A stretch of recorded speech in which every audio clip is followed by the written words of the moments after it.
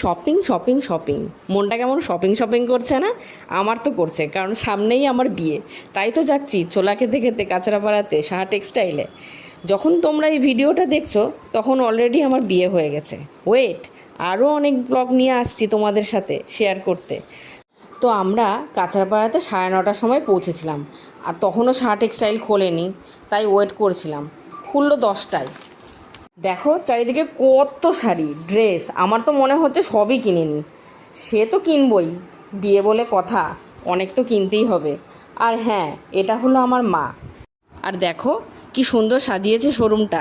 এটা সবথেকে বড় শোরুম সাহা টেক্সটাইলের, যেটা কাঁচরাপাড়ায় রয়েছে। তোমরা চাইলেও আসতে পারো এখানে, খুবই সুন্দর কালেকশান। আমাদের সব কেনাকাটার পর আমরা করছি আমার ওনার জন্য ওয়েট। আমরা সবাই একসঙ্গে এক জায়গা থেকেই সব কিনবো। তাই দেখো না, সাহা টেক্সটাইল থেকে আমাদের জন্য লাঞ্চের ব্যবস্থাও করে দিয়েছে। সব ভালোই হয়েছে, বাইরে যা গরম পড়েছে।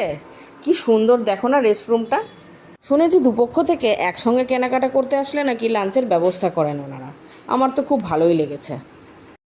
দেখো কি সুন্দর করে সাজিয়েছে রেস্টরুমটা, কি সুন্দর সুন্দর কালেকশান রেখেছে রুমটাতে। যাই হোক, কি দিয়েছে লাঞ্চে জানতে চাও? দিয়েছে বিরিয়ানি আর তার সঙ্গে কোক। সেই খেয়ে আমার ওনার যে কি ঢেকুর, বাবারে বাবা, সেই শুনে তো মানুষ অবাক হয়ে যাবে। সব শেষে বিকাল পাড়িয়ে সন্ধ্যা হয়ে গেলে তারপর আমাদের সব শপিং শেষ হলো। দেখো বাইরেটা, সেই কোন সকালে ঢুকেছি আর এখন সন্ধে। আজ এর সঙ্গেই আমাদের এই ব্লগ শেষ হচ্ছে। বাই বাই সাহা টেক্সটাইল, আর তোমাদেরকেও টাটা।